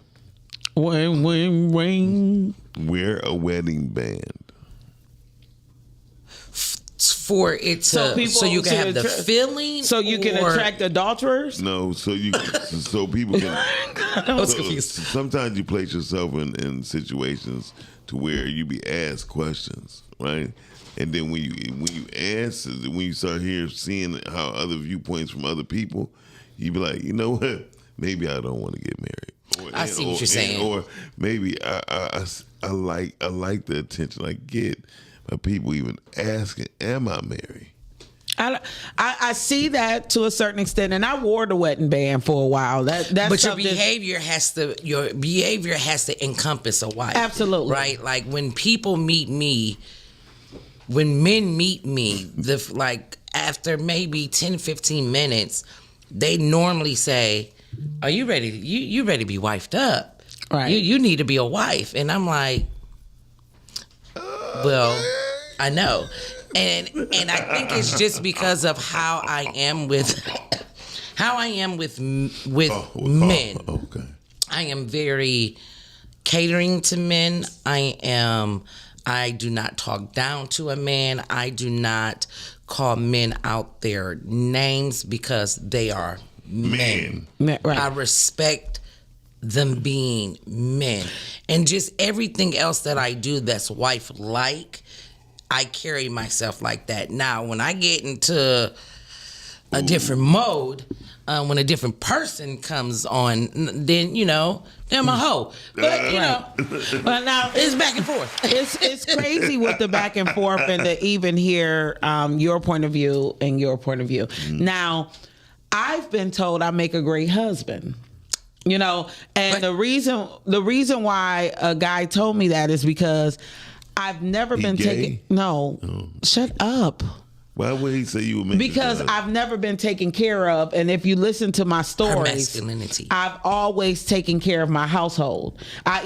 There's not a time since I was 17 that I didn't even file head of the household. Every man who has lived with me has lived with me. I've never lived with a man. Oh wow. So therefore, even coming down as a parent, they're like, you've been the husband and the father of your household. Not calling me gay, not calling me lesbian, but saying that you've taken on those characteristics for the past 20 plus years. So when you meet a man, a man doesn't want a husband. Correct. So that was their point. Like, it's nothing wrong with the woman that you are, but most straight men aren't looking for husbands. No, not at all. Yeah, if you show them, my grandmother told me something that I didn't get it until a couple of years ago. And she said, why would a man wants to feel needed. Right. Why would he come in to you if you can do everything on your own? Right. When a man presents himself, you have to understand on how to lay that masculinity. Take them pants off, Miss Lake, and put that skirt on. Now, and I understand when you're in a household of your own, by yourself, with whatever responsibilities you have in that house, and it's just you and those responsibilities, I understand the behavior of that woman. Mm-hmm. But when a man come in, you gotta take that and put it aside. And for a lot of women, that's hard to do when they have been handling it all on their own for a very long time. That's hard. So I'm gonna jump into the comments real quick. Shout out to Talks with Todd. He said he been waiting to see us on screen together. So what up, though? What up, though? Dorian says stay out of bars and clubs. Right. Stop all the reckless Yeah. Erica said, Africa said she's been told that she carried herself like she was married. Dorian said hang out at Costco's and Home Depot. Start with Charlie and Lester. They know what a wife acts like. Calvin is telling Africa the majority of women do not carry themselves as married. They don't. Tajma says a man has to earn the soft girl energy. Calvin said, Jay, there's context to that. That can lead to very manipulative behaviors. And then Dorian says, stop all the skinning and grinning all the time. That lets me know you're loose. So there we have it from the audience. And I would say for the one who said the man has to earn soft girl energy, that's crazy to me. I don't understand that, because either you're a soft girl or you're not. See, it's you can have. With everything that I've been through, you would think that I would be the hardest bitch out here in the world. No, I know when to bring that energy, but I am a girl. I'm a Tom girl to my motherfucking core, and trust and believe. I think I have a dick when I need it. However, I'm a girl. You gonna say the B word as soon as my mama come on. She popped up and I got dick. So I'm just joking. My apologies, Mom. No, and I know how to be a girl. But soft girl energy, I don't understand that. A girl is soft. What you mean soft girl energy? I have to agree with Tajman and disagree with you. Okay. Because if I told you, I literally just said, since I was 19 is when I got my first apartment. The first time I lived with a man lived with me. Mm-hmm. I've never been allowed to be soft. I've never had a man take care of me. So, so whenever I feel soft, I operate through fear, because it's a gateway to being left. You know what I mean? Like if I feel like I soften up a little bit and I didn't do enough, because I'm already independent. I'm already cooking for you. I'm already cleaning. Mm-hmm. I'm picking out your clothes. I'm doing all that, but I may not be doing it in a soft way. What you say here your AIDS. Nigga, grab you don't be like that. What do you mean? I'm never like that. For one, I was in the hospitality industry for over 20 years, so my serving skills is off the chain. Period. Well, I mean, I ain't never throwing a plate at anybody. I didn't even come from that type of upbringing. So how are you serving it? But what I'm saying is, like my grandmother never had to work a day. Okay. So part of her job was grace. You know, and to be feminine. Mm-hmm. Even though she did a lot of work around the house, she was I'm putting on my wig. You're not going to catch me without my lipstick. I am a woman. Mm-hmm. About time I came around, it was like, okay, I'm so busy helping people in need, including the men that I like, that I'm taking care of them. They're not taking care of me. I understand what you mean. You know what I'm saying? So it understand does, exactly what she's saying. At 47, it does have to be earned. And you're talking about Tajman as a 50-plus-year-old woman. Now, my original question was, how does a young lady like Lexi, when you're in your 20s, develop the skills where... Lexi, like, what the hell? I mean, I'm just saying, when you're in your 20s, how do you develop the skills not to be a 47-year-old woman? I think it's something that's taught from your mom. Yeah, but stay feminine. Women think just because they do things by themselves that they have to be hard, and they don't. Absolutely. I think men have to stop telling women what they need to do. I ain't say nothing about what you need to do. I'm telling you, I know for a fact, I know plenty of women who do things on their own, and they are not acting hard, being hard. Absolutely, I know them too. And when a woman says you have to earn this, and they 40-something, 50-something, they telling the man that they don't trust the man that they would anyway or respect him. So my question would be, why are you even talking about it? I don't think it's a matter of respect, but trust can be an issue. I think so. For me, I would say no other man has gotten what the man I'm with now gets. Nowhere near. And it's because I found I have someone that I did not have to put up the heart in the hard exterior for. I didn't have to come at him like, nigga, you know what I'm saying? I got my own shit, nigga. I pay my own money. I didn't have to come at him like that. He saw that in me, that I took care of my shit already.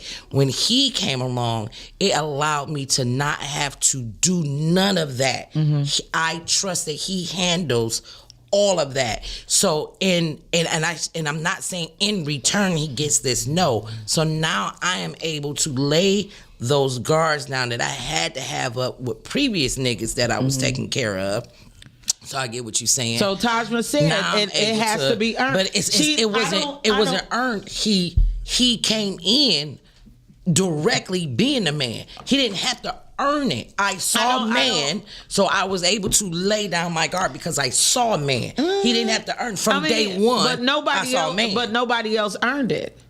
I mean, like she said, that never had a man that she went out with got what he got because of how he came in and introduced himself. Yeah, that's a form of earning. No, that's not a form of. That's He, a form, that's okay, a form well, listen, okay. Hold on. She said that's a form of respect she had for him when she met him.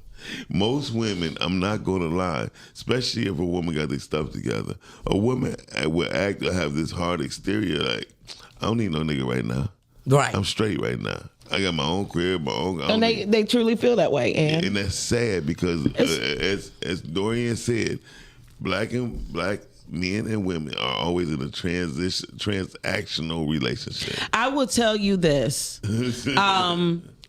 For one, word usage is very important because when Tajma said you have to earn it, I looked at it like that. Okay. I've had a man come into my life and he's allowed me to be a lady.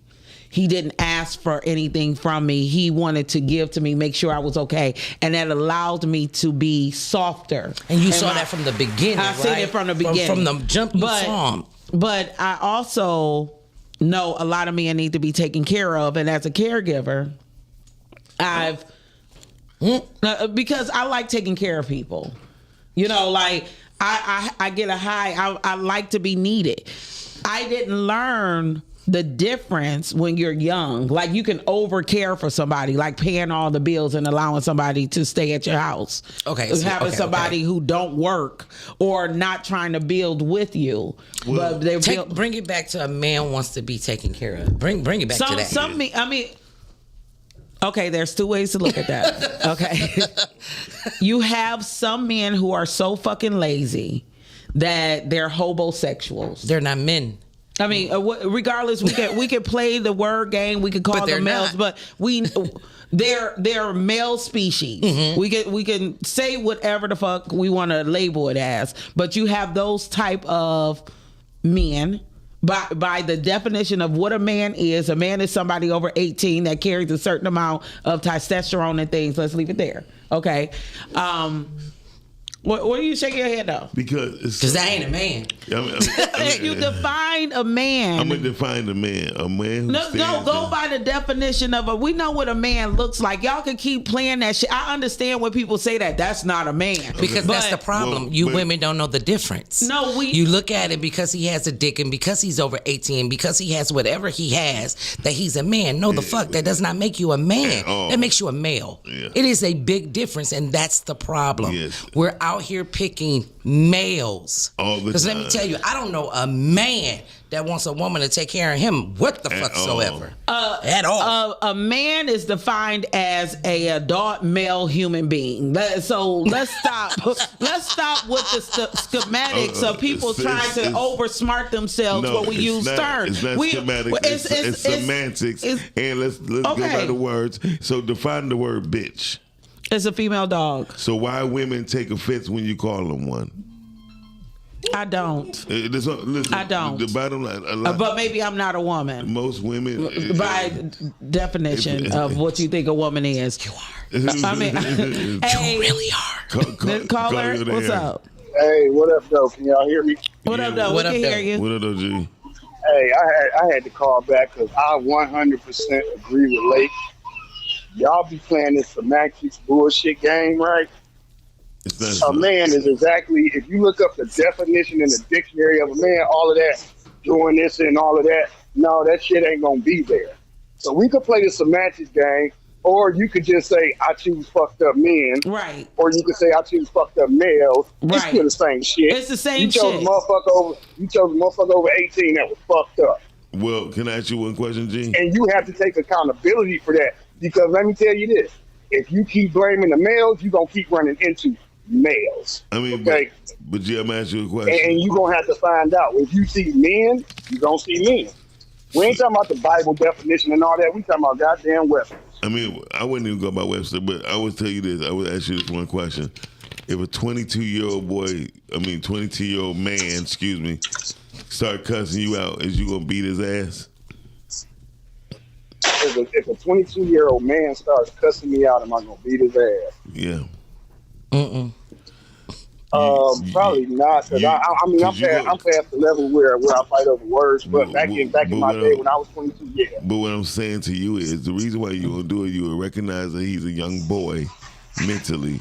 And he's a male. He has not grown up yet to be a man. If it was a man who was your age cussing you out, you would have jumped. Y'all be fighting. And it's not semantics. This is at all. This is the reality of mentality.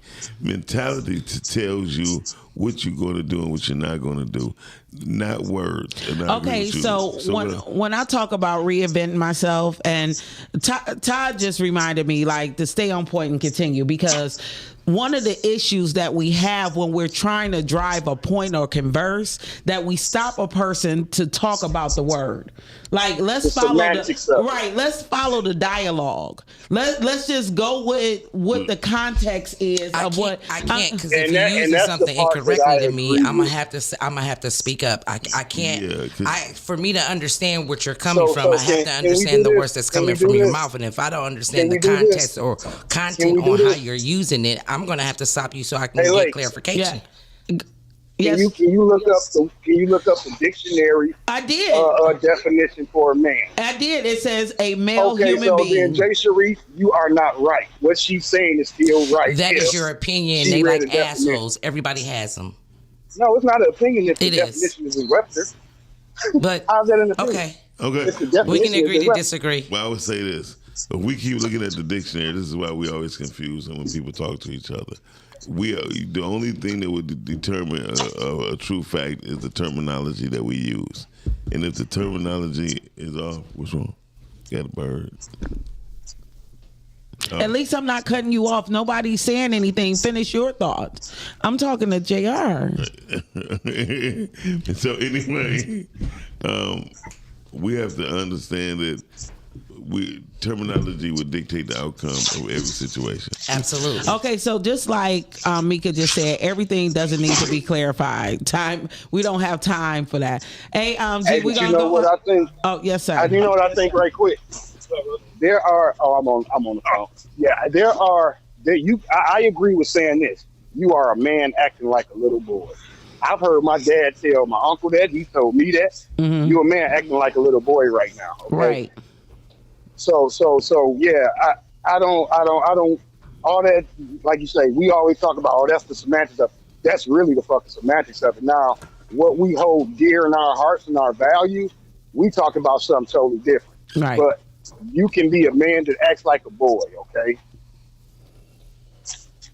And I'm out of here with that. All right. Thank you for calling. So I would say this. If you're a man acting like a boy at that moment, are you not a boy?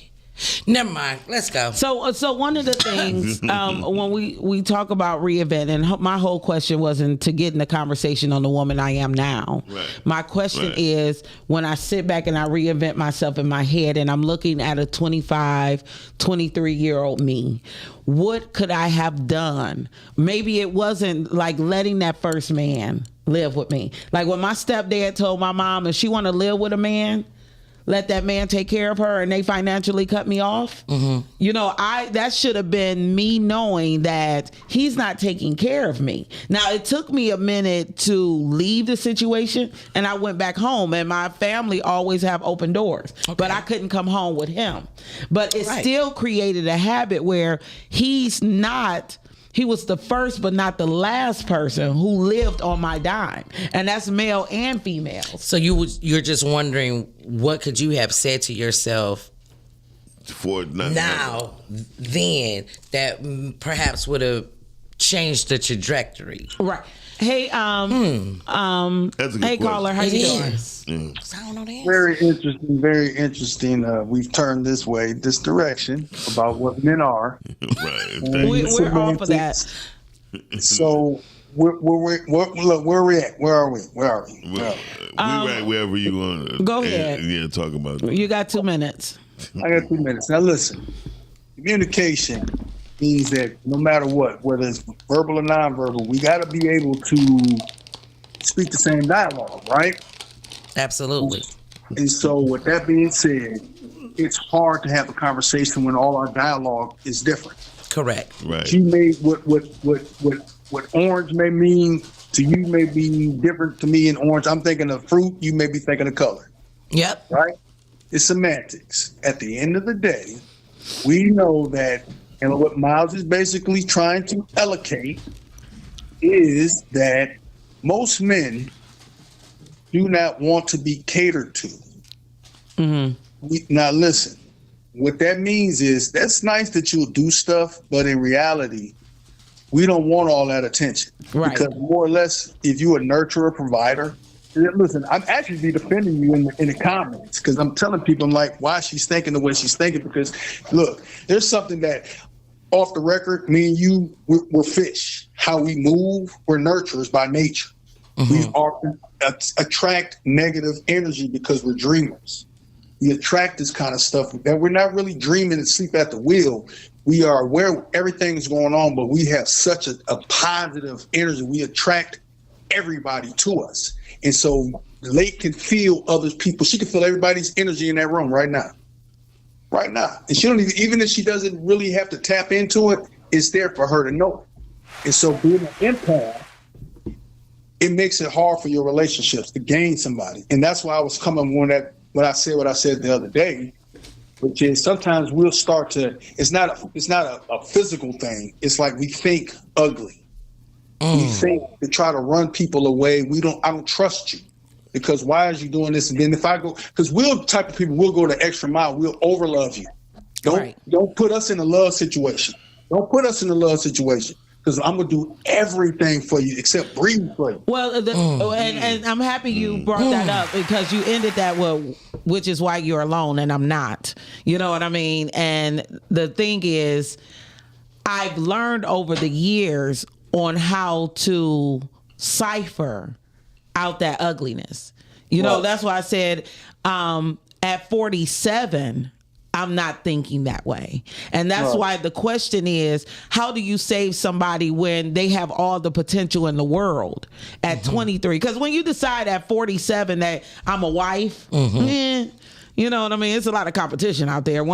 She was just born. Another competition. You know, but so they graduate them. Look, they graduate them every year. They graduate them every year, and every year one is born. You know what I mean?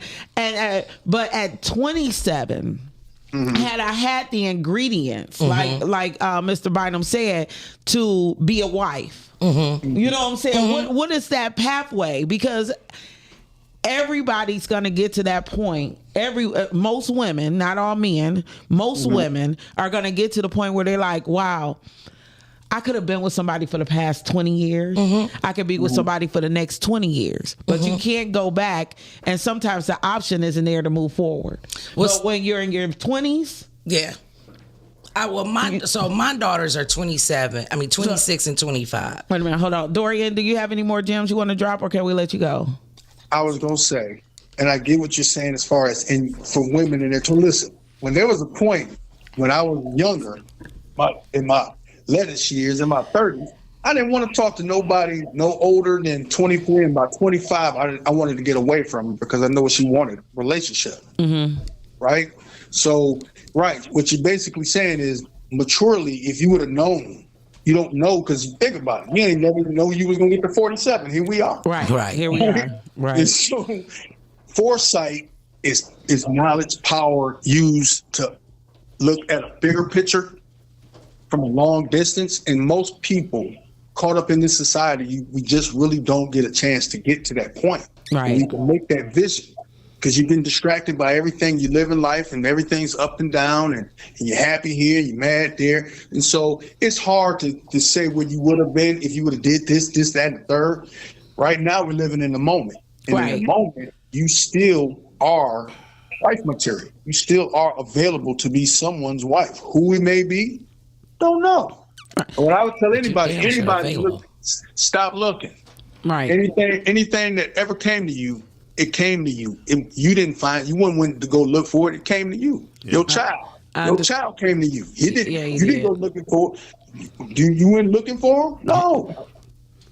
He came to you. So just know that anything that's worth having is going to come. Stop looking for it. Just let it come to you. That's There all. you go. Thank Good. you for those gems. Yes, that was great. Swim on, swim Now, on. I just want to say this. So my daughters he are already hung up. 26 and 25. Okay. Mm-hmm. They've seen me with 2 relationships, and both of those were marriages. The first one, they were babies. The second one, they were old enough to understand what they were somewhat looking at. And what I showed them was a very hardened, non-tolerating, not taking no bullshit ass woman. Mm-hmm. They didn't see me cater to my second husband. They didn't see the soft side of me. They didn't get a chance to see any of that. And both of them took that and thought that this is how they needed to be. Right? Especially with their godmother being a very strong woman who's been married for over 20-some years. They still saw her being rough and, in her marriage. I had to go back to them and apologize for that. Right. During this relationship, it showed me the errors that I had made in the raising of my girls. Mm-hmm. I was making them rough. Right. And because I thought that's what you had to be in order to navigate out here with these idiots. Mm-hmm. And wanted them to protect themselves, because the men that I was coming across, that ain't the selection that they had. Right. I had selection. I had men that I was able to select from, and these people that's raising these boys now, they were not turning a lot of them into men. They were still boys up under their mom, wanting to suck on their mama titty. Mm. But I didn't figure it out. Let me rephrase. I was shown that was wrong. Right. So having to go back and, like you said, now I have to talk back to these 20-some-year-olds and tell them, hey, I fucked up. I was wrong. I showed y'all some wrong shit. My mom and I have that conversation. And they're both in relationships. Right. My mom and I have that conversation often, because I was literally raised like, hey, if you go on a date, make sure you have enough to pay for yourself. Make sure that you got my number, you call me, you know what I mean? Or you don't even have to have a man to do X, Y, and Z for yourself, because you should have it. Not saying that's not true. Absolutely. But when you're seeing your mom do it and then you start doing it yourself, you're not being told, because I live in a house with 2 women, that you're gonna be a helpmate. You're being told that you are going to be the she woman. And you better not ask a motherfucker for shit. You better not ask a motherfucker for shit. That's how I was doing it. And I've been dating, like these past couple of years dating. I've had men often ask me, like, why am I even concerned about how much the bill costs?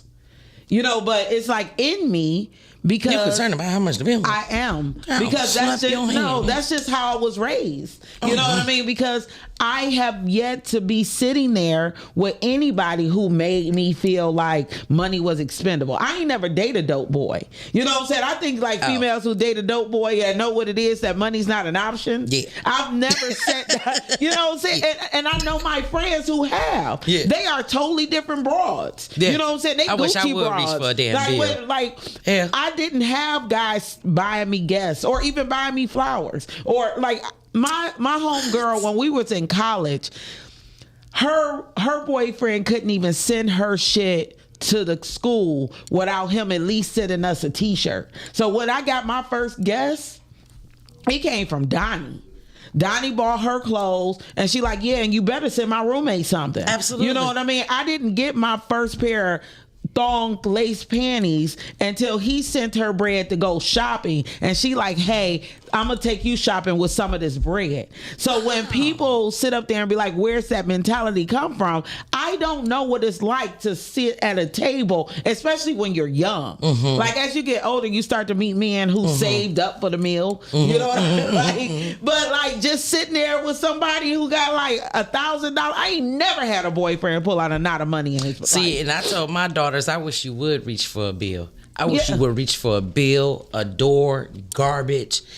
my daughters are different than I see some of the girls their age, but I have only guys that I dated that was selling weed was trying to be the middleman, and that's how I end up paying all the bills, because that middleman shit don't pay nothing at all. I have the one daughter who has allowed me, and that's my oldest, she's allowed me to come back and apologize, but she still has the, nigga, you gonna do what the fuck I say do, yada, yada, yada. And she dates younger than her, and her reasoning is, because she can tell her what the fuck you do. Right. Now, my baby girl, who's 25, she has not only heard the apology, she's accepted it, and she's accepting me wronging me righting my wrongs. She's accepting of it, right?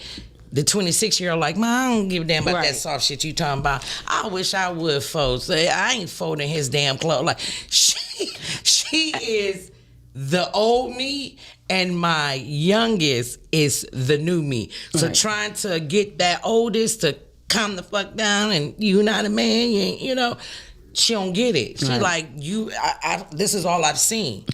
So I'm like, damn. We are gonna have to go. I love sitting with you, sis. You guys got to stay tuned. We will be dropping jewels. Jay and I are working on some audio podcasts. Not only are we gonna drop more jewels, but we're gonna be here to educate and talk more about how it is to be a woman. Let's talk about sex, baby. We're gonna talk about it, how it feels, what we need to do to keep it wet, everything. Everything. No, Dorian, not even a nigga who hit the 4-digit, unless it was my dad. That's the only way I got some money. I'm telling y'all, it's weird, you know, and I know y'all expect better from me, but I just ain't had nobody break me off like that. We gonna get that person for it, though. I mean, or they'll find me like what Dorian said at this point. Oh, they gonna find you. You know, they may or may not, but I'm straight. I'm putting up roadmaps now. But what I had wished 20 years ago. You know what I mean? Like, life doesn't always have to be this hard. And I personally believe the gateway to a successful relationship in life is for two people with common goals to come together and build from there. Absolutely. You know, and when you get to this age, instead of throwing away so many, you start to realize some of the mistakes you've made when you've come across the right one. You know, anywho, y'all, I'm Lake B everywhere. Who you asked? Who you, sister? Who? So listen, I am Jay Sharice, but please don't follow me. Just go to Just Listen and follow that page. Just Listen is on Facebook. It is on Instagram. It is on TikTok. It is on Fanbase. It is on what's the platform that you got to pay because they do the sex stuff on there? OnlyFans. You go, girl. I knew it. JR gonna look at me like I don't know. Nigga, you know. So yeah, Just Listen is everywhere. Just Listen, y'all. Shout out. Thank you so much for sitting with me. Shout out to Miles Dixon. And shout out to the fact that, yes, it is the Lake Rise and Grind Morning Show. Y'all know it's Tuesday. I'm so happy y'all came with me.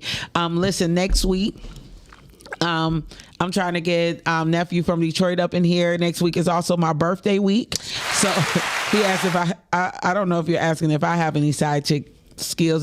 Sometimes it seems like that's the only skills I have. Which is probably why I never got married. I was too busy side chicking. But that's a whole nother story for another topic and another day.